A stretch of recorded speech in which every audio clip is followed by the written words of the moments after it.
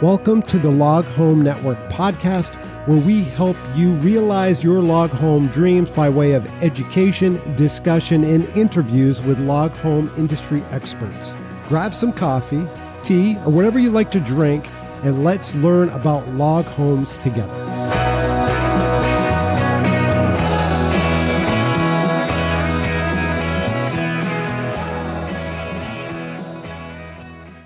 This is Dana here from the Log Home Network, and I'm here with expert Herb Meeker again. Herb came to me. God put something on Herb's heart that to share with you all. From what I understand, you were having a shower moment. I think many of us have shower moments, where it seems like our intelligence goes through the roof for about 5 minutes and we capture it. And the topic of the wildfires in California. By the way, if you're out there in California, our thoughts and our prayers are with you. I can't imagine. Herb is closer to the action, but I just can't imagine what you all are going through. Some of you have log homes that you're watching burn, and that tears me up. A lot of work, a lot of energy, a lot of effort, a lot of finances, a lot of dreams that you've placed into that have, are going up in smoke. And that's a lot of great craftsmanship. There's a verse that talks about, man, I can't remember. I want to say it's in Hebrews, but the workman has more honor than the workman has more honor than the house that's built, right? Because it represents the workmanship of the person. And there's a lot of great craftsmen out there that are crying right now too. They're like, oh my goodness, I spent so much time and energy building that and seeing things happen. That's just, and other craftsmen, other trades craftsmen, not just log home, a lot of homes just in general, a lot of beautiful places. So Herb, you came to me and you've got this kind of like quasi outline. We will be as flexible as you want to be with any of this. But we want to Herb wanted to share with you all some tips, some things that you should be thinking about if you're in some of these fire zones, an area that might, have, wildfires might be common. Or even if it's not common and you just want to hedge against it. So with that, Herb, you're the expert in my opinion, you're in this small group at the top where the very best cream is. And, because of your experience and the amount of years that you've put into this industry. So I'm really pleased that you reached out to me and that we could do this, and take it away. And if I interrupt, it's only because I'm an idiot. I'm trying on my quest to learn everything I can. So if I interrupt, have patience with me, but please talk to us with what's on your heart today. Well, actually, this was triggered by several customers that reached out to me after those fires. And I really, we've been through a lot of fires in California, so a fire is not new, but this was definitely an apocalypse, in the scenario that went through Pacific Palisades and Malibu in that area. And it's headed up in the Topanga Canyon area where I have 5 or 6 customers on log homes that I've worked on over the years. So I tend to track these fires. I'm kind of a natural disaster nut, I guess is what it is. So when they're going off, my wife gets tired of me being following these issues. But and part of it's for concern, but part of it's also just so I can learn from these natural disasters how to better protect log homes or mountain homes or homes that are in questionable areas in general. So I'm trying to better my knowledge too by these events and not make it just, I don't want to languish on other people's, disasters either. I want to make it so we can harden log homes and harden mountain homes to make them better for these situations. And people start thinking about it when these situations come up, but really, it's too late. If your friend's house is burning down the street, to harden up your log home. So the conversation needs to happen long before that. And I've been involved in several projects in the last few years where the insurance company has required the customer to upgrade their home to meet new requirements that they're coming up with, in addition to the California State Fire Marshal in the requirements that he has for these areas. In California, it's called the SRA zone, a state restricted area. And so there's more requirements in those areas than, in other areas of California. But and there's a lot of political issues here, and it's pretty easy to get into that. One of my customers sent me a article by Robert Reich, a journalist, and he's a liberal journalist, but actually he hit the nail on the head because he said, in summary, he said, things will change in California in some ways, but then when it's all through, everything will be the same. And that's what happens a lot of times in these disasters that everybody's up in arms and they want to make things better or change things, but then people get used to not having a fire in their backyard, and they don't worry about it anymore. So Is that kind of the same thing with earthquakes? And if you're in an area that might have earthquakes, but if there's like a 40-year span when nothing has happened, and then all of a sudden it happens again, then it's the reawakening of all of the regulation and everything. exactly. Yeah. And that's true with fires too. So not to keep it, the subject simmering, but it's definitely a topic, of the time. And I think it's a good time for people to look at their home with these glasses on of what should I do to make my house more fire resistant. I don't know that you can make a house fireproof, but you want to make it less flammable is what you want to do. And so So that's let me ask you a question just about like traditional construction versus a log home construction. Um, is one or the other? I know we've got some things in here like lattice work and things like that around the home and things like that that can just be like a tinderbox for right. a fire. So let's just throw that extra little all the like extra little stuff things out. But let's just say, and I know we're comparing apples and oranges here because Right. traditional home and log home are really so starkly different as far as just the aesthetics and everything of that nature. And you are talking about the wall being completely wood. But just on as close to face value as you can get, if there's a log home and a traditionally built log home, or if there's a log home and a traditionally built home, the same distance from an oncoming fire, does one or the other have any advantage over the fire? I mean, or is this like, man, really everybody needs to be doing some things, but we're just kind of like honing in on the log home thing? Or is, are both equally vulnerable just by nature of what fire is? Yeah. I mean, that picture of that lone white house in Malibu, 4 stories tall, that was built out of concrete, stone, and, rock, with the houses all around it burned, that's a pretty good clue as to what Yeah. the best material is. Logs, are definitely more susceptible to fire because, their wood burns. But in my helping customers and trying to consult with people to make their home less fire or more fire resistant, I said, let's get rid of the kindling. Let's get rid of the log railing. Let's get rid of the lattice work that's below it. Let's get rid of the E vents where, fire can get into it. Let's get rid of the gable vents that accesses fire into your attic. Let's not store our firewood, on the porch. Let's store it someplace else. Let's not have lean-tos or, structures that are more flammable than others. Let's not have cedar siding on our gable ends and dormers, which is essentially 1 inch wood, which is more, open to fire than having something thicker or of concrete composite.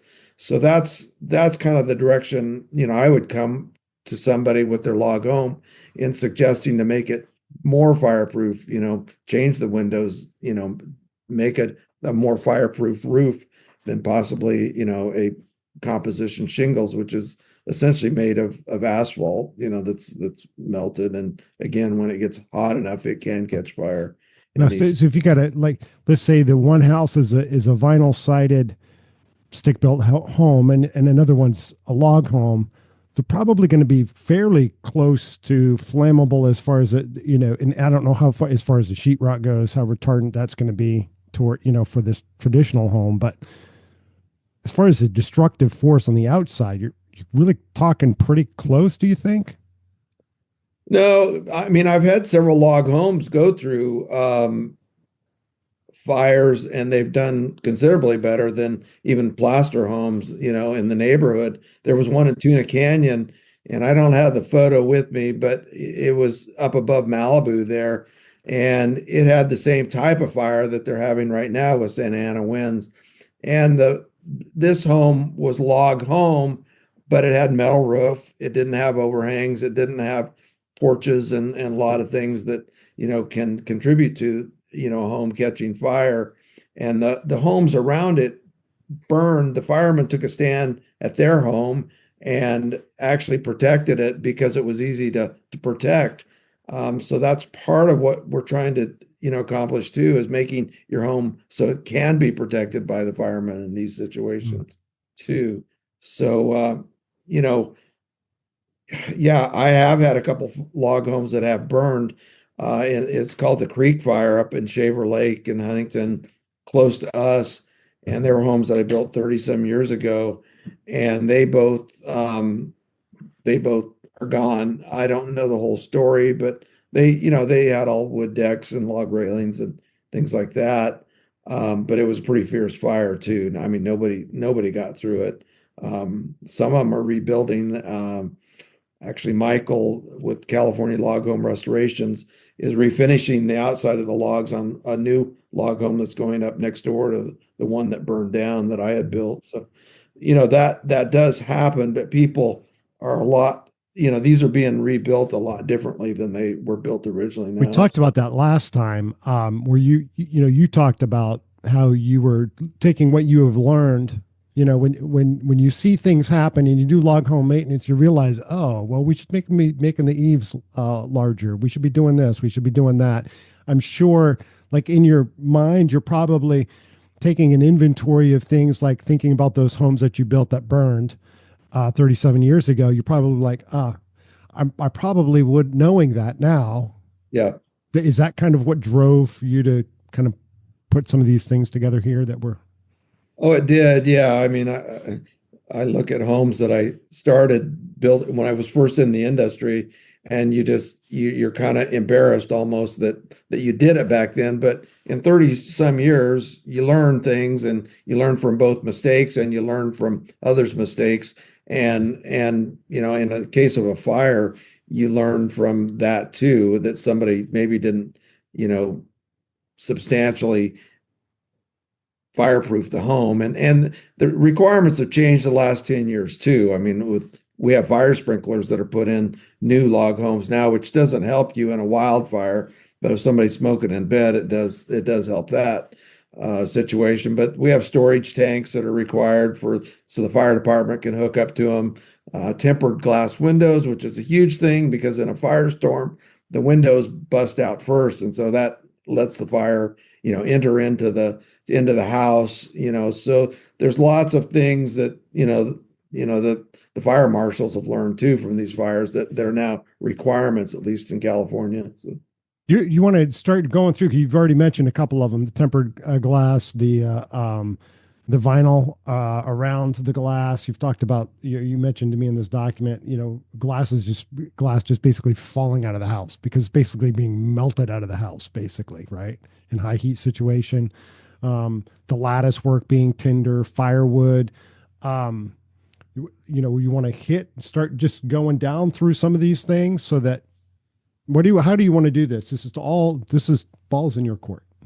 well, I know you are marketing to people that are designing their log homes too. So I think we need to talk to that too, not just people that have an existing home. So when you're designing the home, there's a lot you can consider in that. One of them is, how to get the fire equipment up there and how, the location of the house so that it's somewhat preventable, with regards to all the vegetation that's around it. I mean, many of these canyons in Southern California, they have required that they not do anything to them so that the wildlife can go through there. Part of it was, they have mountain lions in oh, it's not MacArthur Park, but a big park down there, and they want to keep that, and they have wildlife crossings and things.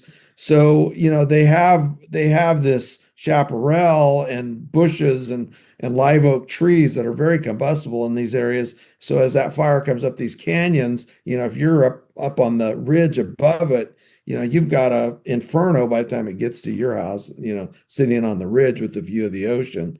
So in designing a new log home, you really want to address the situation that's going to happen if and when the fire comes. So the planning and the site orientation, landscaping, the road to the site so that you can get fire equipment there is important. And specifying materials that aren't, not every log home has logs all the way around it. So a lot of times the gable ends have siding or something like that. So you would want to do something that's more of a composite or something that's thick enough that it's not going to burn. Or they have, materials that go behind the siding that actually prevent it from going into the next, part of the substructure. So there's lots of things in the design that can be addressed, in a log home to start with. In addition to that, porches they can collect heat and embers. So if they are designed so, the fire's coming up the hill, they're actually captivating those embers and things and can, the fires has a bigger tendency to start at that point too. And if there's vents into the house, then the embers can get in there or the heat can build up and light the attic on fire. So those are all design issues. And then picking, materials such as, the roofing, probably metal is the best from what I've seen, but or a flat tile, round clay tile. We saw that in several of these homes, that it got up underneath those clay tiles and got the roof on fire. Personally, I don't want to have to get back up there and shingle. I'm just being honest. I just want to do it once, man. I have back problems. I don't want to get up there again, man. I'm like, if when it comes time that we're actually able to, or our own family able to pull the trigger and do something, I'm like, I want to do a metal roof anyway, just Right. because of the practical longevity of a roof. Going back to, as you think about the road going in and everything, I'm just thinking typically when you're building your log home, you might have maintained a decent road that can support trucks in and out at the beginning, right? Because you're building your log home, you got equipment being brought in and out, you got excavation being done. So all of that requires moving machinery around, which typically you're going to have a pretty good gravel driveway, at least coming in into your home. But my guess is that after your home is done and you forget about, well, I don't really need to maintain that big of a driveway anymore because it's Right. just, consumer vehicles in and out of my space. But if you've got any length of a driveway that, you're just leaving that unmaintained, so that only small vehicles get in and out, my guess is that you're asking for a problem down the road if there is an event where you got to get a fire truck, you got to get equipment in there. So like thinking about the log home, the long term maintenance of the driveway to your log home is probably something you need to think about early, and then continue to do a checkpoint every couple 3-5 years. It's probably not even that much because the road's not going to degrade that much, as far as what's accessible. But Oh, uh, you'd be surprised too. I mean, especially on the maintenance end of it in the last 20 some years, we show up on sites and we don't understand how they got the construction equipment up there because it's impossible for us to get a truck and a trailer up there. But But what you said is exactly right. They've let the bushes overgrown. It's washed out on one side, and we're trying to get a house in, I mean, trucks and trailers in there to do the maintenance on a home, and it's next to impossible. I don't know how they got the concrete truck in there originally to put the foundation in, or the lumber truck or the log truck to get them up there. I mean, some of these are, amazing in the places they've perched them or located them. But yeah, some of them, it's all we can do to get there to maintain them with a full-size truck, pickup and trailer. So And you're and we're right. talking about log homes, but really any home you build, what you decide on, this shouldn't be a deal breaker for saying, well, I don't want to get a log home then. Because any home you get that it might be in an area where there's a tendency to have wildfires, this could likely be an issue regardless, unless you're building out of stone. Right. Um, and another consideration as we were talking about that is just distance, just thinking about your distance to any sort of reservoir. Right. Unless you're going to maintain your own reservoir in an area, and I don't know what that's like in California. I mean, do they have good reservoirs between some of these areas that that help furnish water to fight these fires, or is that just kind of like, is that like 2020 vision, as you're looking backward? Oh, you're on your own, really, in most of these areas. Now, where the fires were in Pacific Palisades, that all had fire systems. I mean, there was I think 3 million or million gallon tanks. So they had, water when the fire started, but once they start pumping it, those tanks emptied, and there was a reservoir that they didn't have filled up. I mean, and I'm sure somebody's head's going to roll on that. But that's, if I say, I'm sorry, California has very little water. I mean, people just, it's essentially a desert that brings water from Northern California through big aqueducts down to Southern California. The LA basin couldn't exist if they hadn't have made some deals back in the previous centuries to get water down there. And so that is why there's reservoirs down there. But here in Central California, most new homes are required to have a storage tank. So you probably have four, maybe even 10,000 gallon tank. Even in front of my building, I have a 10,000 gallon tank because there's no fire hydrants within miles. So, if I have a fire, then somebody has to hook up and, utilize that to put the fire out. And the same with homes, the fire truck may show up with 500 gallons, but if you don't have a storage tank, he's going to run out and your pump's not going to pump enough water. And by then the power's out, and maybe the power's out already because in California, they shut off the power with high winds in a preemptive move, they call it red flag warning. So they do that to try to keep the fire, possibility down by turning off the power. So anyway, you're pretty much on your own to answer your question as to having water reserves. Now we do in some of these homes we built, we have swimming pools and we have connections to the pool. So they might have 20,000 gallons because it sucks out of the bottom of the pool. My house, I have a river, but if the river's not running that year, we're in trouble. So hold on a Yeah, second. I'm gonna take a drink of water. yeah, yeah, yeah. Help yourself. So you've built more than 200 log homes.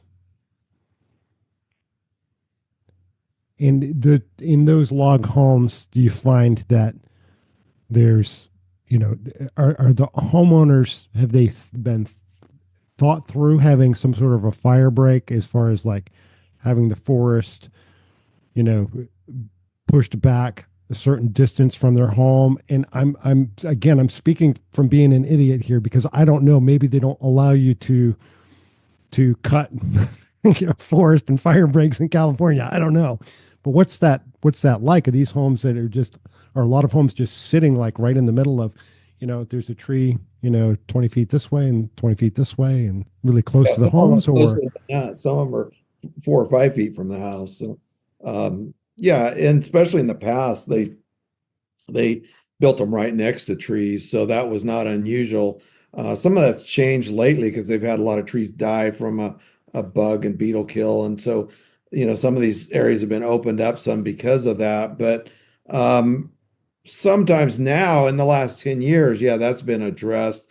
And the counties or the jurisdictions require some sort of a fire plan. So answer your question, as of more recent, they have. But, the existing log homes, they do have a fire marshal that comes around once a year, and that's any mountain home in these SRA areas.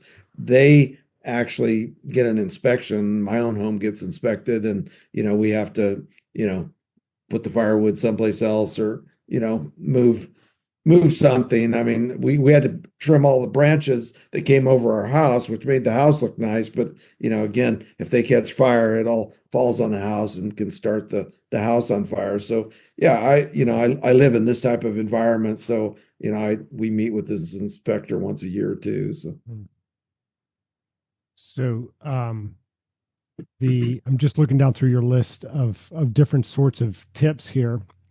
Don't use plastic or vinyl type of windows. Don't use the lattice. You know, just save yourself the money on the lattice and go start invest some of that money into a better window. The metal roofing. Speak a little bit about like the attic vents and the gable end vents. And you've got some notes here about that I'm guessing when you say like they're metal openings on them, that some have a vinyl trim on them. Is that? well, on a lot of attic vents, and in most areas they require some venting because they, for several reasons, for mold and for condensation and things. It's best to have moisture moving through it. The problem is when you have a fire, it also lets fire in. So they do make vents that are heat sensitive, that close up, or you can manually close them too. So but the size of the vent is important too. An ember doesn't have to be very big to get into your attic to start a fire. So that's something that's important, to look at the venting into your attic space, because if there's openings, then there's embers that can get in. If you've got even a 50-mile-an-hour wind, and embers flying ahead of a fire, those are all wind driven, and they can go in any crevice, crack, hole in a home. So any home's going to be subject to that if they've got the embers flying ahead of the fire. So When we talk about embers, I think about having a campfire in the backyard, right. And I think about you take you pick up a pine branch off the ground, and the needles, how they all shrivel up, and then they're just in the air, and everybody's swatting them around trying to stay out of them. You don't want the embers in your hair, but really that's kind of like on steroids. You've got a tree that's gone up, and it's just spewing embers constantly out of it from all of these little needles and things that are just, and then of course, even as the larger parts burn, they're still going to create embers that are going to, burn off and go. But, that's a flood of that happening around your home, and then crossing your fingers to say, oh, don't go up my, don't go in my vents or whatever. Don't get in my hair, basically, is what you're hoping. But if you don't move, it's gonna, outside of a campfire, you're moving around. You avoid it. But you're not gonna. Your house doesn't say, "Oh, there's embers. I'm gonna move." Yeah, it happened even in the palm trees down there in the LA fires. You'd see the embers catch on them. Pretty soon, the old palm fronds are catching fire, and pretty soon the embers are blowing to the house across the street. So wow. It can happen in a even in a modern landscape setting. So. My name is Dana, and welcome to the Log Home Network. We are here to help you get connected with the right log home expert. Whether you are ready to get started on your log home dream or are already a log home owner looking to maintain or expand your current log home, we are here to serve you. Getting connected with log home experts is super easy. Just go to loghome.net, select your needs, and search by city or zip code to be presented with a list of experts ready to help you on your log home journey. If you don't know exactly what you are looking for, don't worry, we have you covered. Simply scroll down on the loghome.net homepage and fill out the Log Home Expert Connection form, and we will help you get connected to the right expert. Don't let your log home dreams fade. Go to loghome.net right now and connect with friendly industry experts that are ready to help you. Porch structure and all of the firewood. Now, you think about firewood, think about BTUs, because that's kind of like BTUs is how we measure how much heat, we get out of our stoves and everything. But when you think about a stack of firewood, you need to be thinking about the amount of BTUs that are being released in a short period of time, because all of that firewood is being, and the fire is the gas is, the gases have come off, and it's the wood actually isn't burning; it's wood vapor, right? I'm Fireman 101 I took up in a small town in Danforth, but up in Maine when we were up there. Okay. It's the vapor that's coming off. And the more heat there is, the more vapor there is. The more vapor there is, the more that's going to burn. The more heat there is, the more vapor. That is just a vicious cycle happening around that area. So they're not going to, and these are things that you're going to have to do that are not going to be convenient. Right. I'm going to get my wood from over here, or I'm only going to keep a small portion, maybe 2 or 3 days worth, close here, and then I'm going to keep the rest over here, and I'll restock my portion that I need for the week or whatever, on a more regular basis, and be inconvenienced by it. But that inconvenience could save, could save some devastating damage if Oh yeah. Yeah. yeah. Especially in the off season when you don't need that firewood on there, it's best to get it out of there and far away. So the nice fancy rails and everything that everybody likes to have. Herb, that's for some people, that's like ingrained in their mind when they envision their log home. that's right.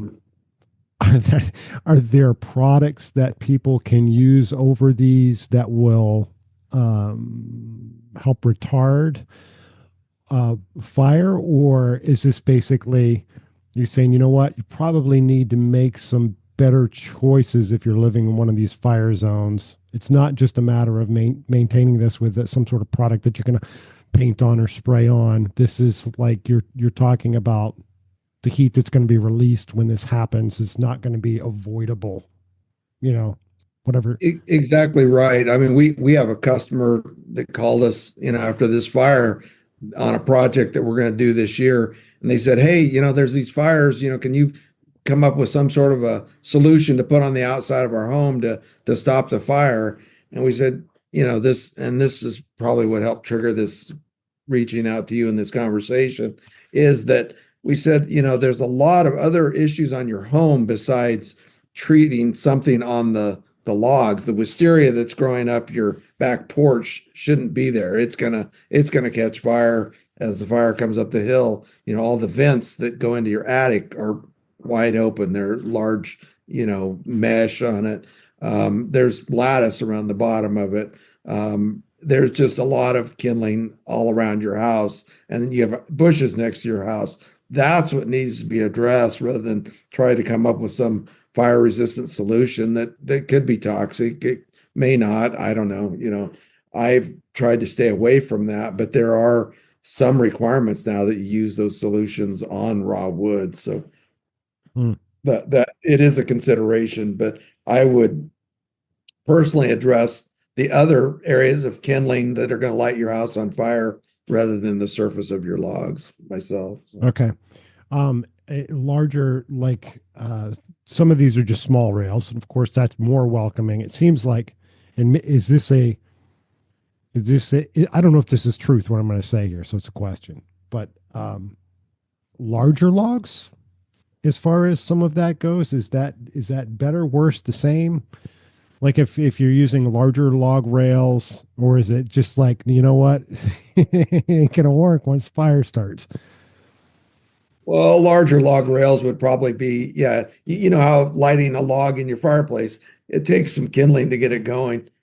So I would say, yeah, it would be more resistant, but metal's a whole lot more resistant than logs. And of course, that's not typical of a log home to have a metal railing, but people are going to that, and it's pretty common. And the log railings are hard to maintain. Most of the Sure. ones that you put in 15 years ago are being removed and something else put in there. Okay. All right. Which is too bad because then where those go down through to support your your rail where they come right up through. And a lot of them I've seen they've come right up through, and your deck Right. is basically they've been Notched fitted, around it. notched around it, Yeah. and then you're cutting that off, or you got to cut it below and you got to hide it. Um, Well, and that's not usually the ones that are removed. It's the railings in between the large okay, posts. I gotcha. A lot of times those posts, other than we have an issue with them rotting on the bottom, where the water, collects on them, they usually aren't so much the problem. I looked at a home 2 years ago, and those columns were all in good shape, but the deck and the railing is what caught fire, and the firemen got there and put that out before it traveled on into the home. But the large posts, again, they were singed, but they were not the issue. It was the railings that caught fire as the fire was coming up the canyon to this home. So Yeah, dry cedar small dry cedar you can just light with a match. I mean that's why we use it for kindling. exactly. Um, but are there woods that would make better choices over other woods in some of these areas, or is it the cedar's just so common? There may be the hardwoods are a little harder to light on fire. I mean, there are some log homes made out of oak.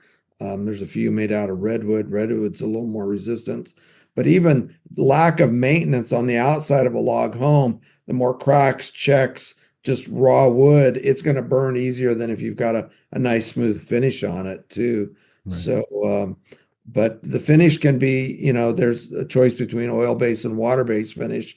I know of a log home that burned pretty much because of the old oil-based finish it had on it.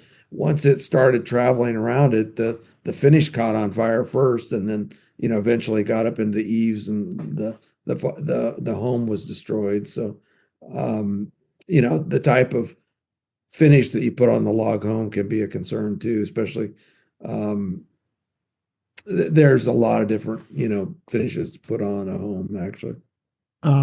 Back a little bit to the railing piece and just thinking decoratively, because there's so many things that we do that we want to. We're creative people. Yeah. God has instilled to us creativity. We love to be creative. We love things that have design qualities and all of that to them. But it seems like there's a balance here with I want to be creative and decorative, but I should probably give great consideration to what the material is Right. that's being used to decorate. Just like you think of a wreath that you might put on your door in the over Christmas. That's balsam fir, right? Yeah. And balsam fir. I mean, it's beautiful and it's great decoration. But if you had that all over the place, man, just a match, and it goes up like crazy. We used to cut up our Christmas tree and burn it in the backyard in January in Maine, and whew, that'll throw some heat. So that there seems like there's a balance between is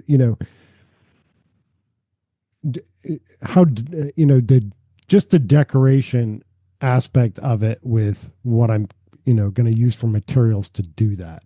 And you've got to get, it seems like you've got to get, if you're doing things that are attaching building into your home, that you've got to kind of get your builder or the person that's crafting some of these things on board with the idea that you're trying to do this, some of these things with the idea of keeping the tinder as low as possible.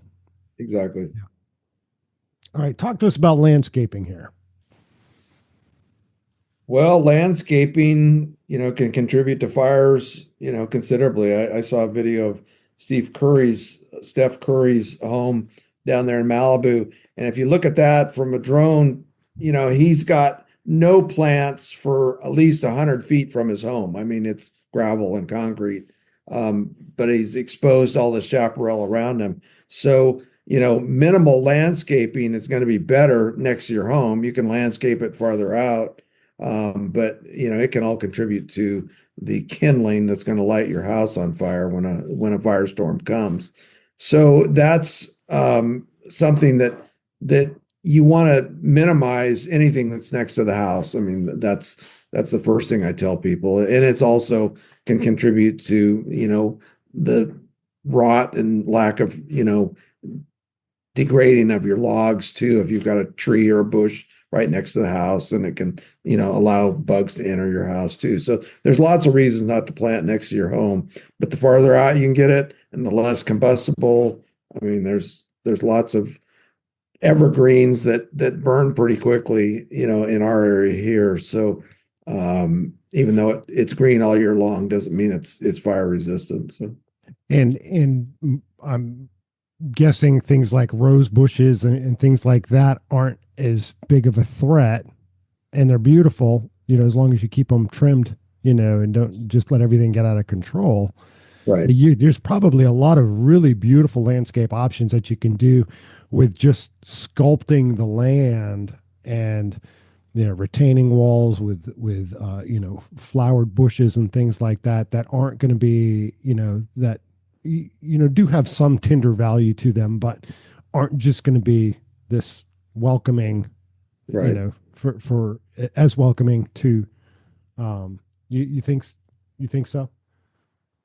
Well, yeah, and maintaining the landscaping too. I mean, unfortunately, many homes are landscaped and then they allow these to grow, and they're not tempered, or they're not moderated in that they're still branches and leaves and needles and everything underneath them. That's all, combustible material to light the tree on fire and then light the house on fire that the wind's blowing through. So you kind of have to consider the whole picture when you're landscaping as to what it's going to be in 10 years too, or 15 years. So, I know that one of the first things that, when we have our, being in North Carolina, pretty much the first thing that a maintenance guy told me, he says, get into one of the termite protection insurance, whatever protection companies, get into their system, and don't skimp on it. Do it every year. And the first thing that they do every year when they walk around the home is they're looking for anything that's grown up against the home, right. because they're also doing like just regular bug control stuff too.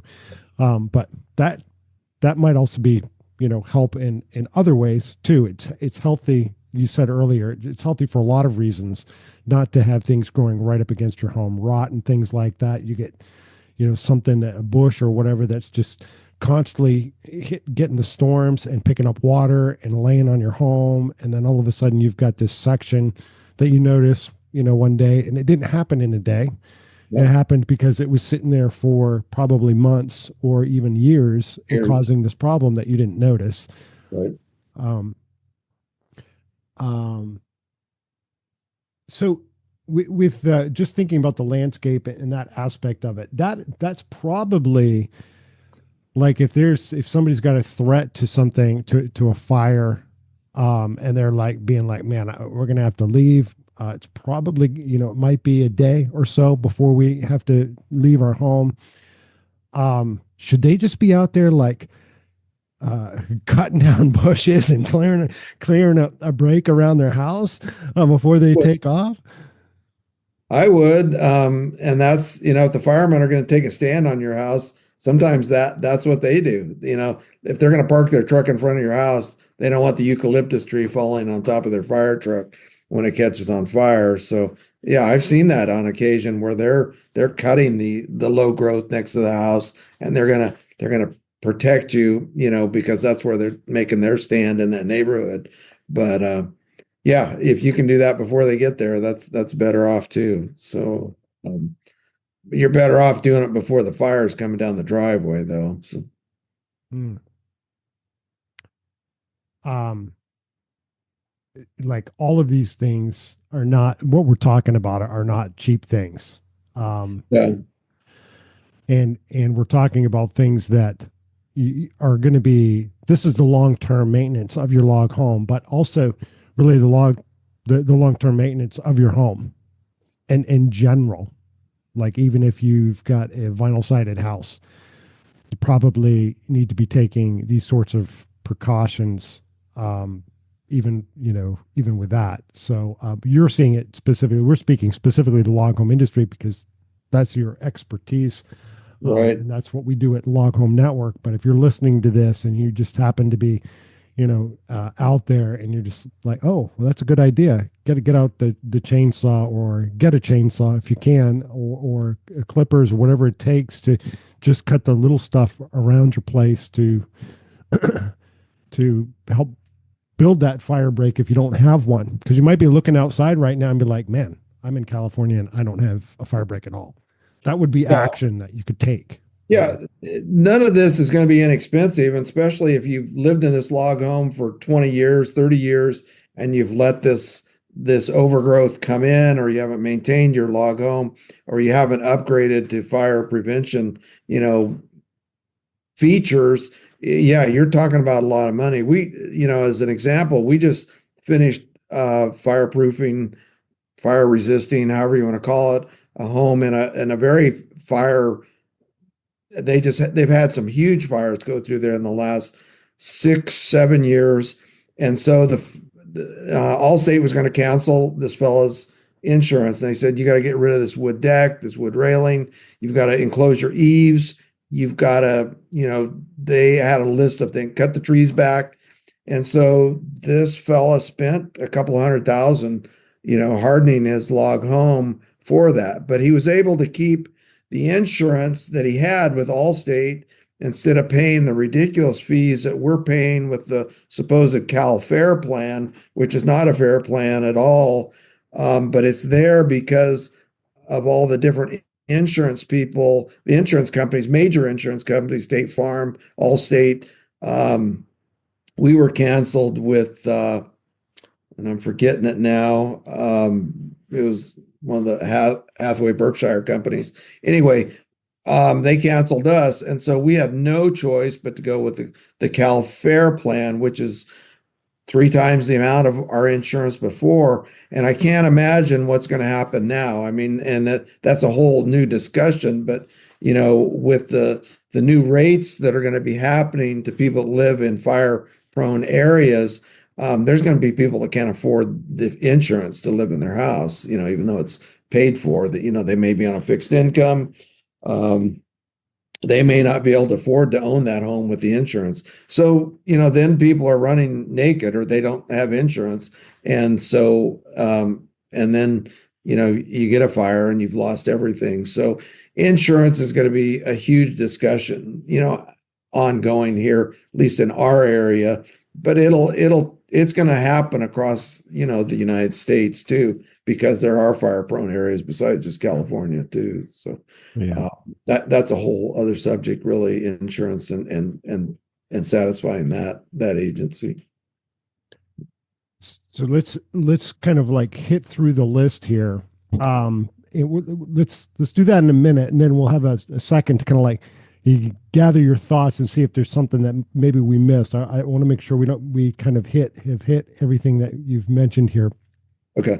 Somebody with these fires that are coming through, is it likely that by the nature of these fires, it's just going to be all out destruction, or with some of these log homes, might they just incur small, minor damage or reparable damage on their homes? Do you know? Every fire is different, and the wind and how it's driven makes a difference too. Some homes catch fire because the neighbor's propane tank exploded and it got their home on fire, or their car was parked too close to their neighbor's car was parked too close to their house and it caught fire. So there's lots of factors that happen. But, if a log home is in the path of a fire and it's been hardened, with measures that I've suggested here, you stand a pretty good chance of not having it burn, really. We have worked on homes that have been charred on one side. And so we've used methods such as media blasting to take the char off of these walls. And then we've restored them, through blasting and sanding and, borating to make them ready for a new finish and made them so that you can't really tell they went through a fire. That's been true on some interior fires that we've dealt with too in restoring these homes. So, yeah, to answer your question, there's not a hard and fast answer that your home won't get consumed in a fire. But if you've made some precautionary moves, invested some money, and done some of the suggestions that I've come up with here, you stand a better chance of surviving a fire with your log home. Yeah, and surviving might be that you've incurred some damage, have to do something, right? Correct. And probably in a lot of cases, my guess is in a lot of cases that's going to be expected, because if fire has been that close to your home, it's likely there's been likely some impact that's happened, even if it's just the smell of smoke that you're having a hard time getting out of your home. There's going to be something that's probably that's going to be an expense to you at some point. Yeah. Well, in here they do a lot of, that fire retardant that you see that's all beautiful red coming out of those airplanes. It doesn't just hit your house, it hits neighboring houses. So we've been employed on, I can think of 3 or 4 times to clean these houses after a fire. And so, it probably helped preserve the log home.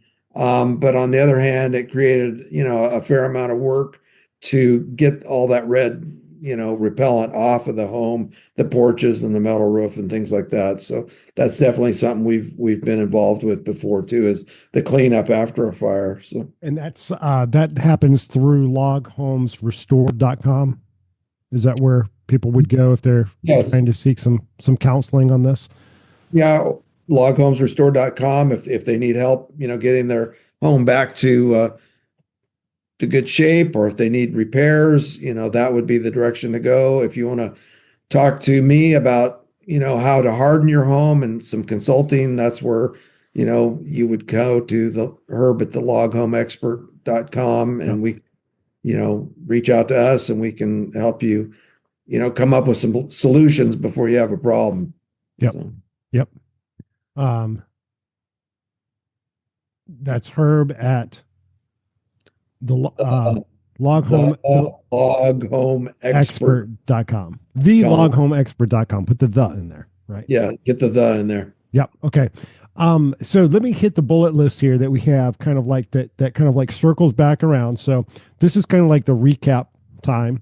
Okay. So if I'm going to run through these, but if there's something we have to, let me make a mental note of something that we have to come back to or stop me. Okay. Landscape and how it affects fire. Breaks around your house, basically create breaks around your house. No growth up against your house. Just think about that landscaping, and think about how you're going to have to maintain that long term to keep that away from your home. That's good for fires, but it's also good for just bugs. It's good for a log rot, things like that, where moisture and things can get up against your home. Right. Porches and railings and clutter around these areas. So, putting, a couple weeks worth or a month's worth of firewood, having that on your porch, not a great idea. The lattice work underneath that trim that a lot of people like to have underneath their porches. I mean, it looks great, but a lot of that lattice work is made out of just basically a tinder, dry material. And from what I understand, what's that? It's kindling. It's kindling. And from what I understand, no paint you put on that is going to be good. It might only be a mild retardant. It's not going to do enough Exactly. to stop that from burning. It might slow it down a minute. Yep. The railings, we tend to like these nice thin wood railings. I'm thinking about metal railings is probably going to be better for log home maintenance, long-term maintenance. And so yeah, it's a little bit different, but with metal railings you can really get creative. There's a lot of decorative metal railings, and I'm sure that there's designers out there that can make this fit the kind of aesthetic that the log home owner is, that will be satisfying to them. So Yeah, we've done don't that many times. That's something we've done to create a metal railing that you can see through, and it complements the log home. so don't pigeonhole yourself in your design idea, I guess, would be something that a theme that's going to be an ongoing theme here. Yep. Venting into attic spaces. And from what I understand, there's vents that can close automatically when the heat gets up there, but they can also be closed manually. Now, these Yes, aren't going to be as inexpensive as your off the shelf generic vent. yes, Um, and you want to make sure probably that they've got the metal trim on them instead of the vinyl trim. Right. for sure. Yeah. Roofing materials. Now you mentioned, I was talking about how I would prefer to go with metal roof anyway, but you also said slate. Is that what you said? Well, or flat tile. Flat You guys tile. more, Flat tile is what you more said. slate on the East Coast. We see very little slate out here, but slate would be a good fireproof, or fire resistant roofing. If you're really going swanky, copper. Oh, yeah, That's that's pricey stuff. But to go with a metal is going to be economical, and you can still, you can get metal roofs that you can get it to look really nice. It's, there's something that looks great about the, architectural shingles and different things like that, but that's probably not going to be your best bet, and it's not going to be your most maintenance free, option down the road as well. So when you think about your roof and you're designing out your home, and you think about, my roof cost me this much money, you probably should know that, because your builder is going to be able to tell you kind of what you're paying for each of these big pieces of your project. You're right. going to be, you should automatically tell yourself, okay, in 20 years or in whatever it is, I need to do that again anyway. Yeah, So, I'm redoing roofs on homes I built 30 years ago. But they're putting composition back on them yeah. because of the price. Uh, how the dormers and gable ends are constructed. Did we talk about this? We did. We talked about, what if you're using cedar siding on your gable ends up above Yeah. the log walls, or on your dormers, or even your trim on your windows, you're better off using a 2x6 than a 1x4, because 1x4 is kindling, 2x6 is a board, substantial board. So there's some benefits of the trim that you use. And, on the gable ends, I mean, you could use a half log, which would probably be substantial too, but there's also membranes that are fireproof that you can, or fire resistant. Yeah, I hate to use the term fireproof because there's not really anything that's fireproof in a total firestorm. But there's resistant materials that you can put behind the sidings that would help it from penetrating through the wall on the gable ends. Yeah. Windows that have the metal trim, not the vinyl trim. Yeah, I've seen nice Anderson windows, which is a great brand. It's the largest selling out there. But I've seen even the little stops that are vinyl let go and the window come out after the heat of a fire. And the vinyl windows that are sold everywhere now, are even more susceptible. They have the same type of stop. So once those get hot, or melt, or they deform, the glass can come out, and that lets the fire in the house. So Yep. Tempered glass. tempered is important. Yep. It resists the fire a whole lot better than just regular glass. The outside finish on the home, the materials used for that, don't use the oil based, is what I recall on that one. Don't That would use be the, my suggestion. Now there are oil-based, stains that are less. The problem with oil bases is that, they're more susceptible to fire the newer they are because they still have the VOCs in them, and that is what can make them catch fire. Excuse me, an older log home with an oil finish that's dried for 5 years, that's not going to be necessarily susceptible. okay. The trim and lattice work we talked about, structures next to your log home. So other structures like might be an unattached garage, Could be or an what do you, garage, could yeah, be the firewood storage, yeah, building. It could be the water heater lean-to that's on the end of the house. Could be your wife's flower garden that got attached to the end of the house. So, those type of structures are all kindling as far as right. You gotta think about like everything that you're trying to do to protect your home has just been extended into whatever that other thing is. correct. So, which makes it really hard if it's firewood storage, Yep. because you're just storing all those raw BTUs ready. So Yeah.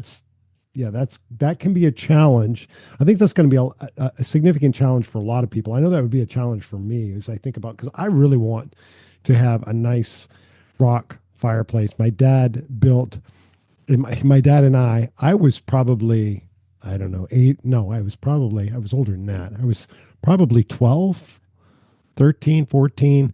And he would lower all the rocks down on a pull on a chain. And I was kind of like pushing it into place. And he would, he would do all the cement work and everything. He built a motorized rotisserie upstairs with a nice, it's got a beautiful nice opening where it's motorized rotisserie. I don't know if I care as much about the rotisserie, but a nice rock fireplace is.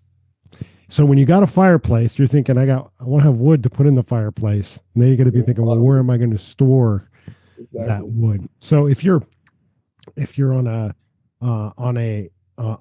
multi-floor and you've got a walkout basement, my guess is, well, if you've got a cement, if you've done a cement foundation, that storing some of that inside downstairs, that's already in your home. If your home was going up and that wood was catching on fire anyway, I'm sure your home is already under massive threat.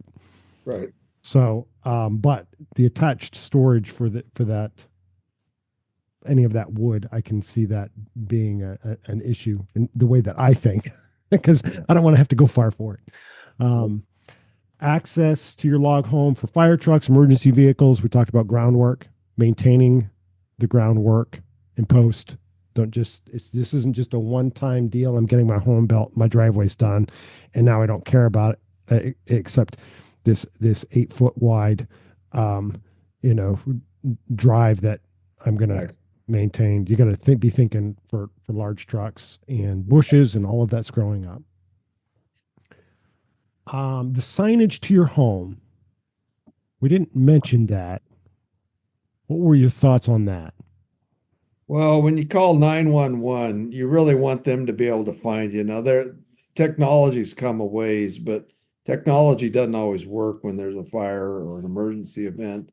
So, having your house properly identified as far as the address out at the street or at every bend coming in there is important. I mean, we deal with this all the time. We're trying to find a log home that we're supposed to go inspect, and they give us an address, and it's not on Google or it's not on maps, and so we're, yeah, you think about if the ambulance was trying to get there or a fire truck and he's having the same struggle we're having getting there based on the address. Signage is huge. I mean, if you're calling the fire department, I got a fire at 5551, but 5551 is next door to 52 and it's on a driveway that's, a quarter of a mile past that. There's lots of issues that we see that the address is just a huge thing. I mean, we tell people that. We said, your house is hard to find in an emergency. You really might think about better signage so that, I know you don't want the salesman to find you, but we're You trying to want help you out. want an ambulance to find you if you need an ambulance. Yeah. So get some Yeah. numbers up there. So that's what that's pretty much about. Okay. Communication to others once a fire breaks out. Are you thinking like neighborhood sort of communication, or is this like family? Both, because and some of these communities, the neighbors do have kind of a communications network set up, especially where there's one road in, like many communities in the mountains, and there's some sort of emergency, they're cut off. I mean, cell phones don't work all the time in the mountains. Landlines are even worse because trees fall down on them, or power lines, fall on telephone lines. They're just, the combination of things going wrong happens pretty quickly.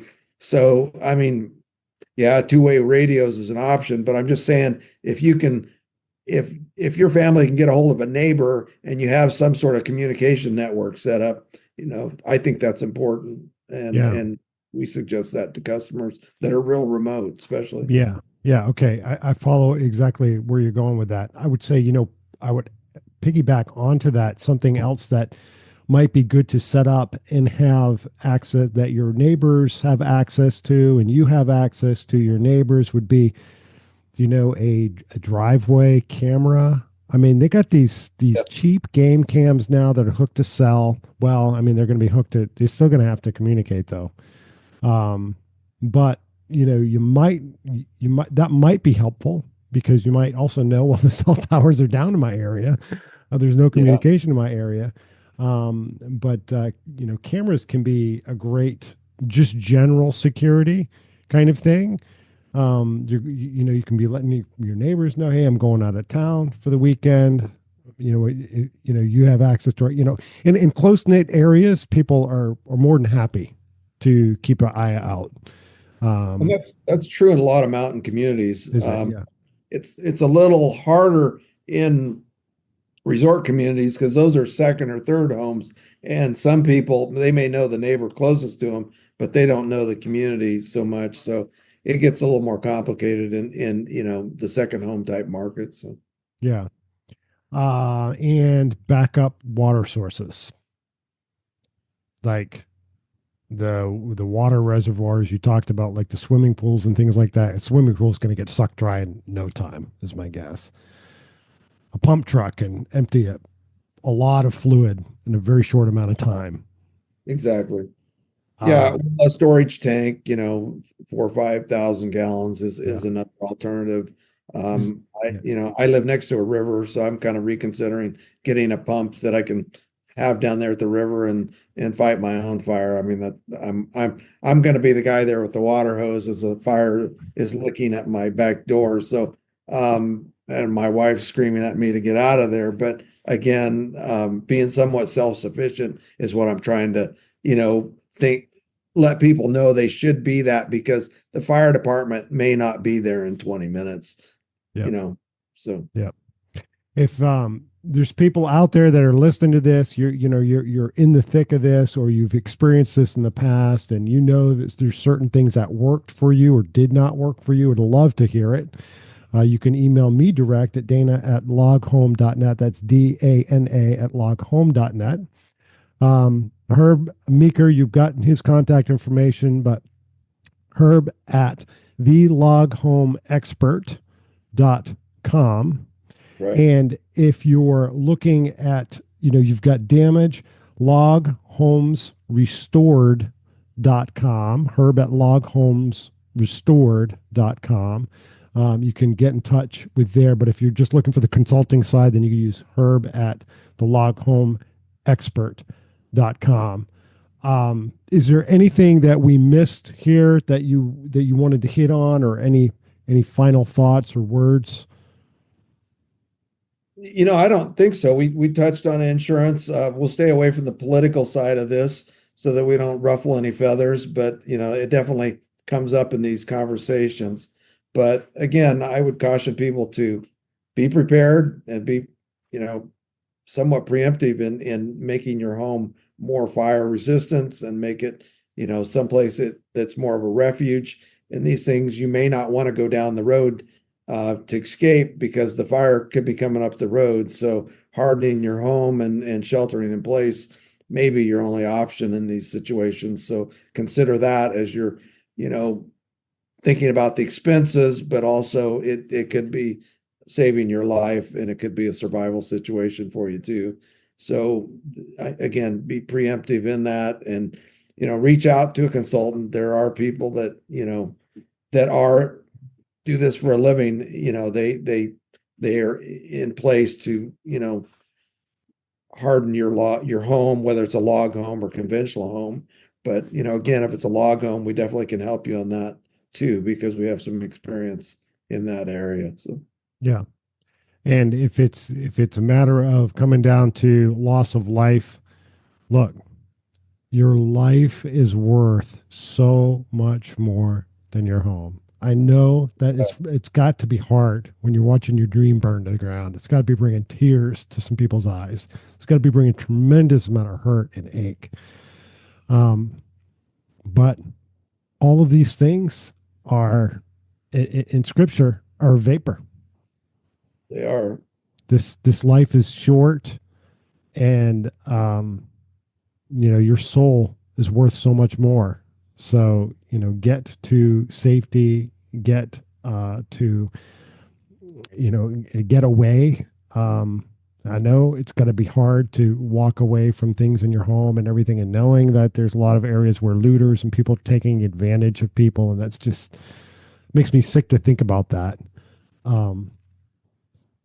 But we do definitely hope that you stay physically safe and that you don't wait so long to leave these areas that you can't leave.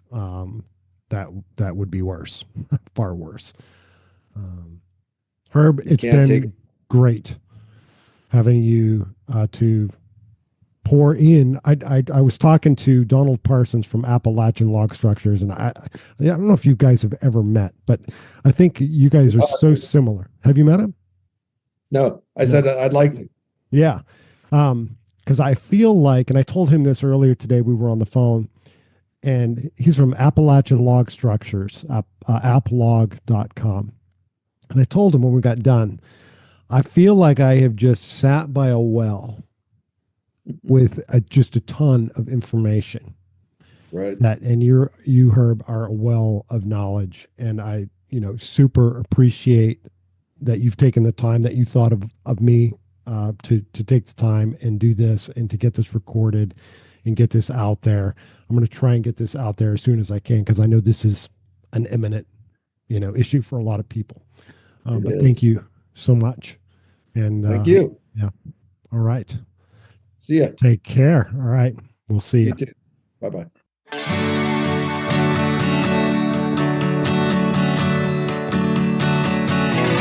Thank you for being with us on this episode of the Log Home Network podcast. If you are searching for your log home dream, I invite you to check out loghome.net. I hope that you go and build that awesome log home that you've been dreaming about. If you are a log home expert and would like to guest on this program or learn about our advertising options, I invite you to reach out to me directly, Dana, D-A-N-A, at loghome.net. Catch you next time.